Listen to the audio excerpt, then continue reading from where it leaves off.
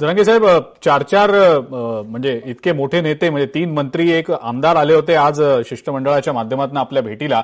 आपण म्हणालात की 29ला काही करून आंदोलनाच्या भूमिकेवर आपण ठाम आहोत, पण 28च्या आत जर समजा तुम्ही जितक्या काही मागण्या आज मांडल्या, याच्या आधीच्या काळात मांडल्या, त्या जर मान्य केल्या गेल्या तर मग काय भूमिका असेल? मग कदाचित या सगळ्यामध्ये काही वेगळा विचार होऊ शकेल असं वाटतं? अजिबात नाही. निर्णायक शब्द दिलाय. शेवटचं आंदोलन मराठ्यांना तुमच्या लेकरा बाळाच्या भविष्याचं. सगळ्या मागण्या मान्य केल्या सरकारनं, तरी त्यांना सगळ्या होतच नाहीत. ते करणारच नाहीत. मराठीच्या मुद्दाम आंदोलन सुरू झाल्याशिवाय मुद्दाम करणार नाहीत, होत असल्या तरी. पण झाल्यावर तर आम्हाला अडचणच नाही ना.